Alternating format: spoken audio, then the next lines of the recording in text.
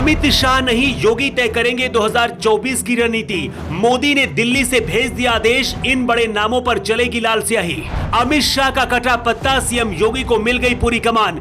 2024 से पहले मोदी ने तैयार किया एक और तूफानी प्लान। योगी को आगे कर क्या चाहते हैं मोदी? कहीं इस तस्वीर की हकीकत का सच तो नहीं जिसका इंतजार पूरा देश कर रहा। दिल्ली से बंद लिफाफे में लखनऊ एक संदेश पहुंचा है। इस संदेश में क्या है? क्या मोदी ने तय कर लिया है कि अब योगी उनके बाद देश के प्रधानमंत्री बनेंगे? शुरू से अब तक मोदी की जीत में अमित शाह का सबसे बड़ा रोल माना जाता रहा है, लेकिन अब मोदी ने शाह की जगह पर 2024 की रणनीति बनाने के लिए योगी आदित्यनाथ को आगे कर दिया है। तो क्या अमित शाह का पत्ता कटने वाला है और योगी मोदी की रणनीति क्या है, इसे समझना आपके लिए बहुत जरूरी है। साल 2017 की तस्वीर आपको याद होगी, जब योगी दिल्ली में अमित शाह से मिलकर लखनऊ वापस लौटे थे। उस दिन शाह ने योगी को यूपी संभालने की जिम्मेदारी देकर दिल्ली से भेजा था। कुछ दिन बाद खुद अमित शाह ने खुलासा करते हुए बताया था कि उनकी पार्टी के कई बड़े नेता नहीं चाहते थे कि योगी आदित्यनाथ को यूपी का मुख्यमंत्री बनाया जाए, लेकिन अमित शाह ने कहा था कि मुझे पता था कि यूपी को सिर्फ योगी ही संभाल सकते हैं। लेकिन अब अचानक से शाह को पीछे करके योगी को आगे करने की वजह क्या है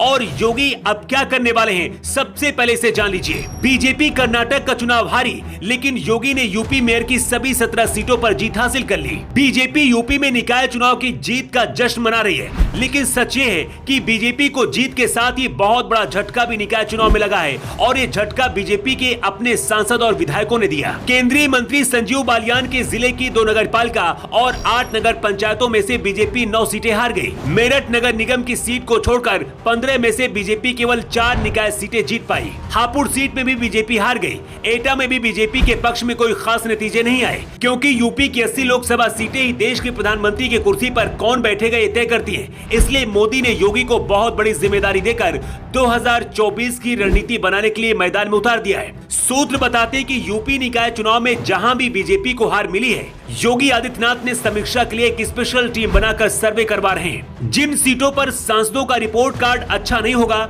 उनके टिकट पर योगी को लाल स्याही चलाने की खुली छूट होगी। मतलब 2024 के चुनाव में यूपी की रणनीति और टिकट बंटवारा योगी ही तय करेंगे। योगी का बढ़ता ये कद बताता है कि बहुत ही जल्द योगी आदित्यनाथ बीजेपी के अंदर नंबर 1 के नेता बनने वाले हैं। मोदी शाह भी अब ये समझ चुके हैं कि यूपी को योगी अकेले संभाल सकते हैं। इसके साथ ही पीएम मोदी ने यह भी संदेश देने की कोशिश की है कि योगी आदित्यनाथ अब पार्टी में नंबर 2 के नेता बन चुके हैं और आने वाले वक्त में प्रधानमंत्री की कुर्सी में बैठने के लिए उनके उत्तराधिकारी भी वही होंगे। पार्टी सूत्रों के हवाले से खबर है कि इस बार अमित शाह बंगाल और बिहार में सबसे ज्यादा फोकस करने वाले हैं। नीतीश कुमार और ममता बनर्जी सहित बाकी विपक्ष के नेता जो महागठबंधन की तैयारी कर रहे हैं, शाह उस मिशन को बर्बाद करने की जिम्मेदारी संभालेंगे। योगी को यूपी के साथ साथ देश के सभी राज्यों में स्टार प्रचारक बनाकर भेजने की तैयारी है। वैसे आपको क्या लगता है, क्या पीएम मोदी ने योगी आदित्यनाथ को 2024 की रणनीति तैयार करने का फैसला लेकर सही किया है और योगी के आने के बाद से बीजेपी को कितना फायदा होगा? अपनी राय आप कमेंट बॉक्स पर लिखकर जरूर बताएं। न्यू टाइम्स के लिए ब्यूरो रिपोर्ट।